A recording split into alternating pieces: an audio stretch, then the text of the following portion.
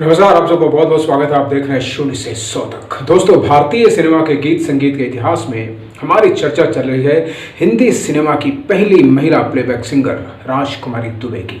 इसके पिछले एपिसोड में हमने उनके कुछ शुरुआती संघर्षों के बारे में बात की, कुछ सफलताओं के बारे में बात की। आज ये हमारा दूसरा एपिसोड है और हम आगे की चर्चा करेंगे। तो दोस्तों, एपिसोड बहुत ही महत्वपूर्ण होने वाला है। इससे पहले कि एपिसोड हम शुरू करें, आपको बता दें कि हम ऐसे कलाकारों को लेकर के आपके सामने आ रहे हैं, उनके बारे में उनकी जीवनी बता रहे हैं जो या तो कहीं गुम हो गए हैं या लोग उन्हें याद नहीं करते या लोगों को उनके बारे में पता नहीं है। तो अच्छी जानकारी अगर आप चाहते हैं तो हमारे चैनल को सब्सक्राइब कर दीजिए, लाइक कर दीजिए, कमेंट्स कर दीजिए। तो अपनी चर्चा की शुरुआत करते हैं और एपिसोड बहुत महत्वपूर्ण होने वाला है, इसे स्किप मत कीजिएगा, क्योंकि अगर आप स्किप कर देंगे तो जानकारी आपसे निकल जाएगी। तो चलिए अपनी चर्चा की शुरुआत करते हैं राजकुमारी दुबे की। तो राजकुमारी दुबे ही वो पहली ऐसी हिंदी फिल्मों की गायिका थी जिन्होंने अलग अलग भाषाओं में गाने का चलन शुरू किया था। हिंदी और उर्दू के अलावा उन्होंने गुजराती, मराठी और पंजाबी में भी गाने गाए और हिंदी सिनेमा के लिए आगे चलकर वही एक ट्रेंड बन गया। दरअसल 40 के दशक में राजकुमारी दुबे का मन अभिनय से कटने लगा था। उसका कारण ये था कि राजकुमारी दुबे खाने पीने की बेहद शौकीन थी और इसलिए उनका अपनी डाइट पर कंट्रोल बिल्कुल भी नहीं था। इसकी वजह से धीरे धीरे उनका वजन इतना बढ़ने लगा कि राजकुमारी दुबे खुद ही पर्दे पर अपने आप को देखकर और अपने अभिनय को नापसंद करने लगी थी। लिहाजा उनके कई साथियों ने उन्हें समझाने की कोशिश की कि अब आपको अभिनय छोड़ देना चाहिए और अपनी गायकी पर फोकस करना चाहिए।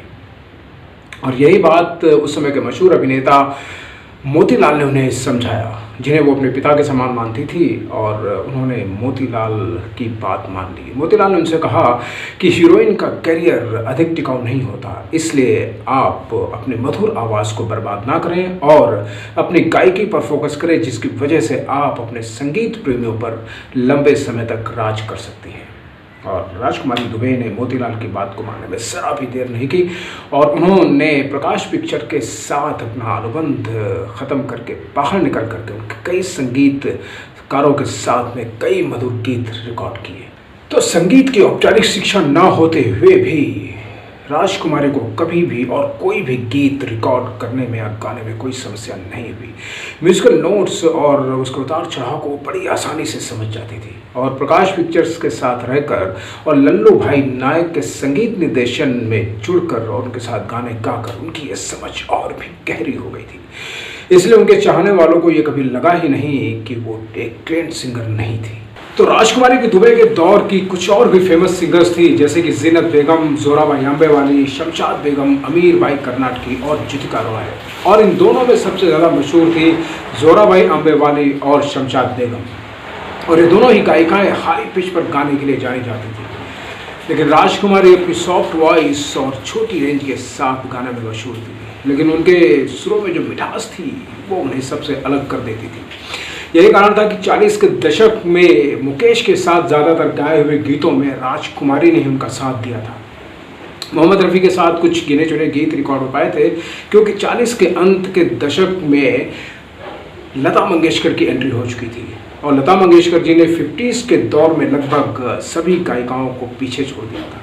तो 1942 की फिल्म भक्त सूरदास में राजकुमारी ने उस जमाने के मशहूर स्टार सिंगर के.एल. सहगल के साथ भी एक युगल गीत गाया था, जिसके बोल कुछ इस प्रकार से थे कि सर पे कदम की है छैया, मुरलिया बाजे बाजे। तो आज़ादी से पहले गायिका अभिनेत्री नूर जहां को भारत की सुर सामग्री कहा जाता था, क्योंकि उस वक्त तक लता मंगेशकर लाइमलाइट में नहीं आई थी। और 1943 की फिल्म नौकर में राजकुमारी ने नूर जहां के साथ भी एक मस्ती भरा गीत गाया था, जिसके बोल कुछ इस प्रकार से थे कि झूम झूम मैं गुले नौबहार झूम। तो इसी तरह 1947 की फिल्म नील कमल में प्रोड्यूसर डायरेक्टर केदार शर्मा ने राज कपूर और मधवाला को मेन लीड के तौर पर इंट्रोड्यूस किया था, जिसमें कुल 11 गाने थे और इसके संगीतकार स्नेहल भाटकर और बी वासुदेव ने इन सारे गानों को कंपोज और रिकॉर्ड किया था। और राजकुमारी ने इसमें से कुल 7 गाने गाए थे, 2 उनके सोलो थे, 3 गीता दत्त के साथ में और 2 गाने स्नेहल भाटकर के साथ में थे। तो 1950 में दिलीप कुमार और नरगिस की फिल्म हलचल के लिए संगीतकार सज्जाद हुसैन और शफी नियाजी के संगीत निर्देशन में राजकुमारी दुबे ने एक बेहद ही खूबसूरत गजल गाई थी। इसके 7 गाने लता मंगेशकर ने गाए थे और एक गाना शमशाद बेगम ने गाया था। दरअसल उससे साल भर पहले ही कमाल अमरोही के निर्देशन में बनी बॉम्बे टॉकीज की फिल्म महल के सुपरहिट गीतों ने लता मंगेशकर के सुरीले सफर ने रफ्तार पकड़ ली थी और उसके बाद उन्होंने पीछे मुड़कर कभी भी नहीं देखा था। वैसे महल के 7 गानों में से लता मंगेशकर ने सिर्फ 3 गाने गाए थे और राजकुमारी दुबे के खाते में 4 गाने आए थे। ऐसा इसलिए हुआ था क्योंकि महल में 2 हीरोइनें थी, एक थी मधुबाला और दूसरी थी विजय लक्ष्मी। तो मधुबाला के गानों के लिए लता मंगेशकर के सुरों का इस्तेमाल किया गया था, जबकि विजय लक्ष्मी के लिए राजकुमारी दुबे ने अपने सुरों का इस्तेमाल किया था। और उस दौर के महान संगीतकार खेमचंद प्रकाश ने महल के सारे गाने कंपोज किए थे। लेकिन राजकुमारी दुबे अपने आखिरी पड़ाव पर चल रही थी, जबकि लता मंगेशकर जी ने अभी अभी आगाज किया था और लता मंगेशकर जी के गाए हुए महल के सारे गाने सुपरहिट हो चुके थे, खासतौर से आएगा आएगा आएगा आने वाला। फिर भी राजकुमारी दुबे के सुरों की गूंज अभी भी खामोश नहीं हुई थी, क्योंकि 1950 में रिलीज होने वाली फिल्म बाबरे नैन के गीतों ने उस समय जबरदस्त हलचल मचाई थी, जिसका संगीत तैयार किया था रोशन ने। रोशन की पहली फिल्म नेकी और बदी गानों की लिहाज से नकार दी गई थी, इसलिए जब केदार शर्मा ने बाबरे नैन में रोशन से ही गाने रिकॉर्ड करवाने के लिए कहा तो वहाँ के सारे डिस्ट्रीब्यूटर्स ने मना कर दिया था।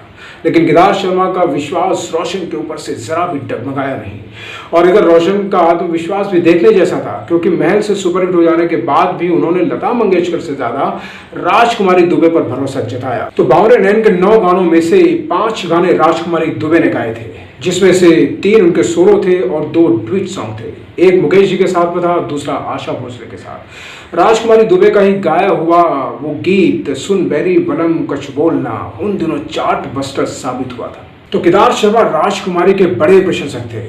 केदार शर्मा ने अपने जीवन में कुछ गिने चुने लोगों की ही तारीफ की थी और उनका तारीफ करने का अंदाज बिल्कुल निराला था।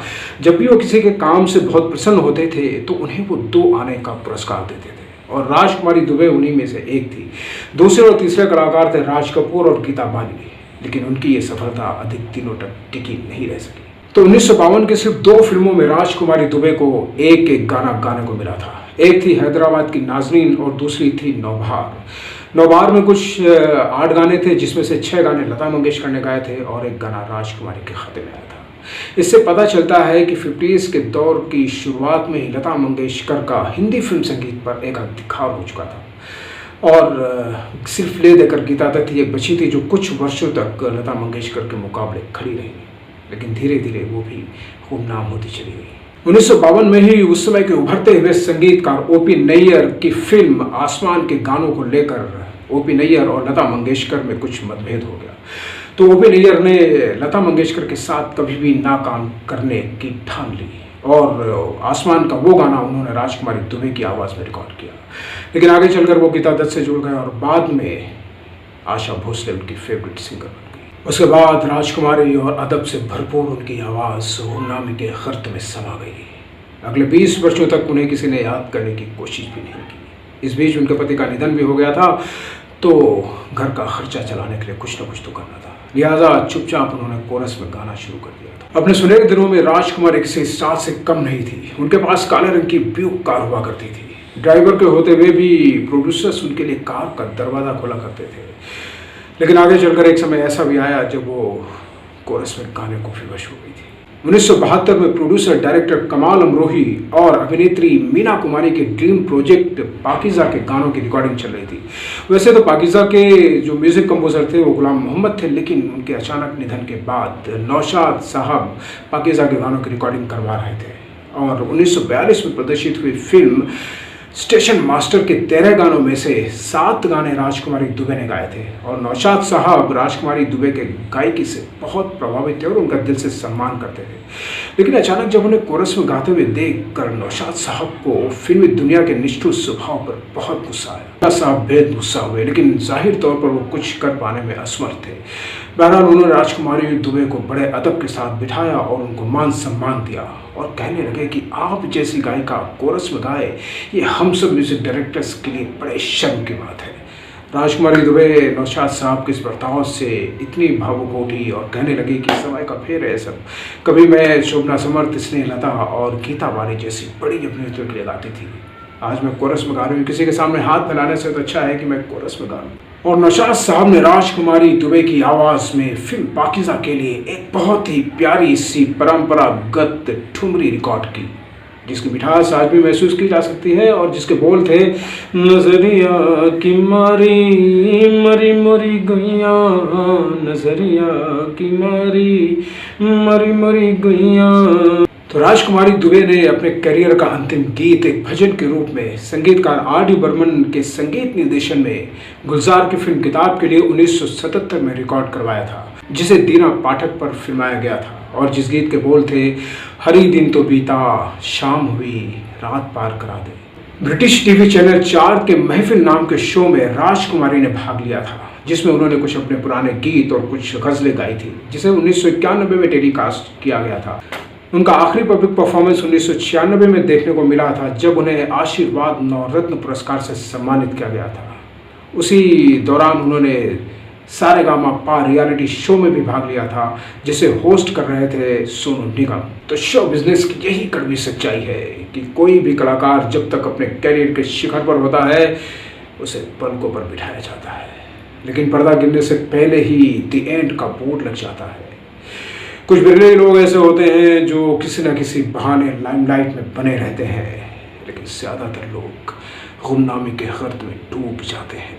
और राजकुमारी के साथ भी यही हुआ। किस दिन और किस तारीख को उनका देहांत हुआ, ये तो किसी को पता नहीं चला। और हैरानी की बात तो इस बात पर हुई कि सोनू निगम के अलावा एक भी फिल्मी हस्ती उनके अंतिम संस्कार में शामिल नहीं हुई।